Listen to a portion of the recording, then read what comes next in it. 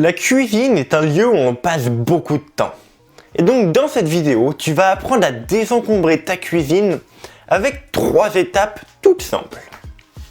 On commence directement avec la première étape qui consiste à tout sortir de vos placards. Le meilleur moyen de commencer à désencombrer sa cuisine, c'est tout simplement de désencombrer placard par placard et tiroir par tiroir. Donc un placard à la fois, un tiroir à la fois. Donc, tu prends un placard n'importe lequel dans ta cuisine, tu le vides entièrement et après tu l'étales sur une table. Admettons que tu as des assiettes dans le placard et que tu as également des assiettes dans ton salon ou dans un autre meuble de ta cuisine. Dans ce cas-là, tu vas les regrouper ensemble. De cette manière, tu auras une vision d'ensemble de tous les objets que tu as.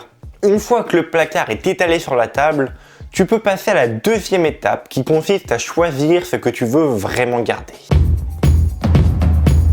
À la deuxième étape, tu vas t'équiper de 4 cartons. Un carton je donne, je vends, je jette et je garde. Pour l'étape 2, tu vas écarter 3 des 4 cartons.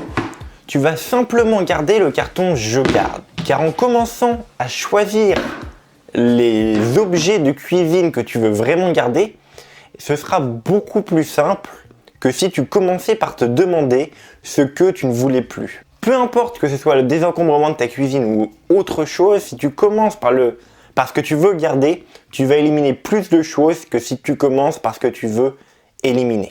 Donc j'ai noté une petite sélection de 5 choses que tu peux garder et en quelle quantité. Pour la vaisselle, tu peux simplement multiplier par 3. Par exemple, vous êtes 4 à la maison, bien tu peux garder 12 assiettes.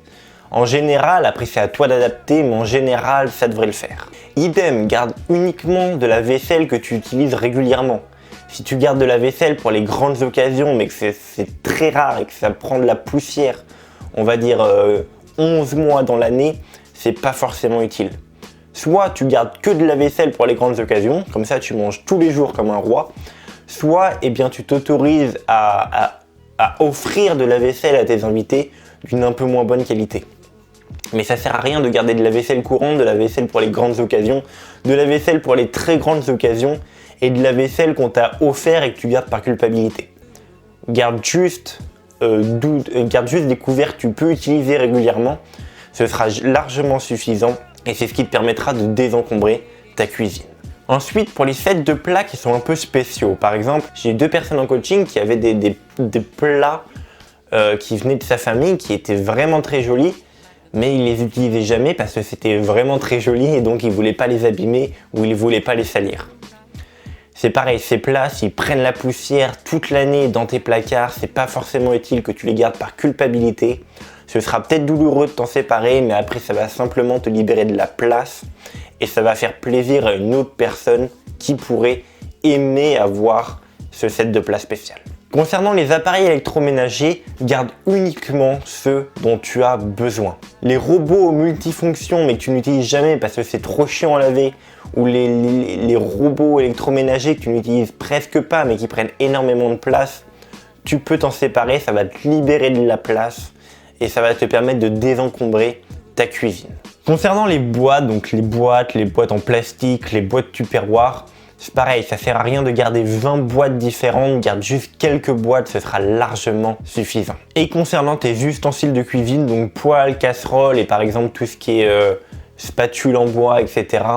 C'est pareil, fais le tri là-dedans, regarde ce que tu utilises le plus souvent, ce que tu n'as pas utilisé depuis 6 mois, 1 an, honnêtement, tu peux t'en séparer, ça m'étonnerait quand tu en aies besoin un autre jour. Dans toutes les choses que tu vas trier, n'hésite pas à garder, alors je vais pas le dire souvent, mais n'hésite pas à garder plus que nécessaire, surtout dans la cuisine. Parce que même si la plupart des gens ont tendance à surestimer ce dont ils ont besoin, à garder par exemple des moules à gâteau qu'ils n'utilisent jamais parce que peut-être un jour lorsqu'un invité viendra, ils auront envie de faire ce gâteau.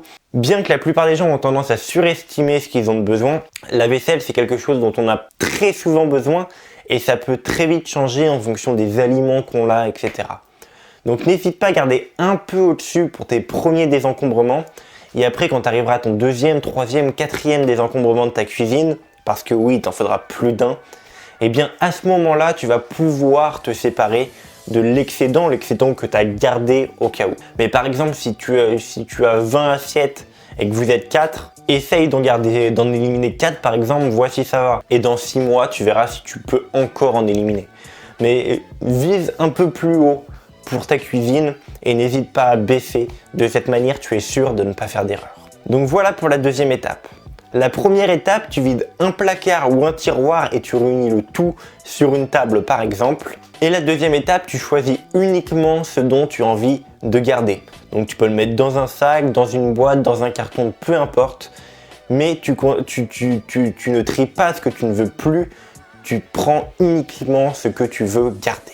Et la troisième étape, c'est éliminer le reste.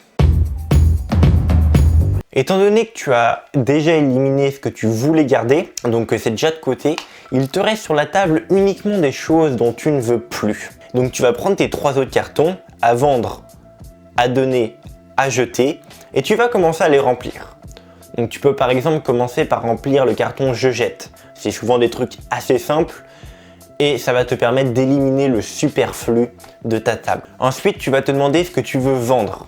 Là, ça va être uniquement des choses de valeur. N'essaye pas de vendre tes boîtes Tupperware à 2 €. Uniquement les appareils électroménagers multifonctions que tu n'utilises jamais parce que c'est compliqué, c'est chiant à nettoyer. Et uniquement les choses qui ont de la valeur. Par exemple, on a parlé des sets de table spéciaux qui viennent de ta famille. Eh bien, si tu veux t'en séparer, tu peux toujours essayer de le vendre. Peut-être que ça a de la valeur.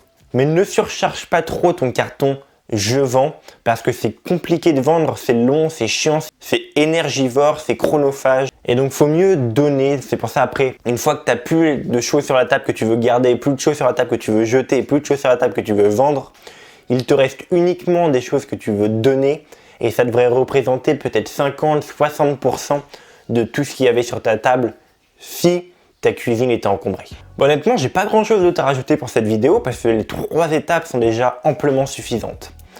Si tu agis comme ça, placard par placard, tiroir après tiroir, tu vas pouvoir désencombrer toute ta cuisine en l'espace d'une journée.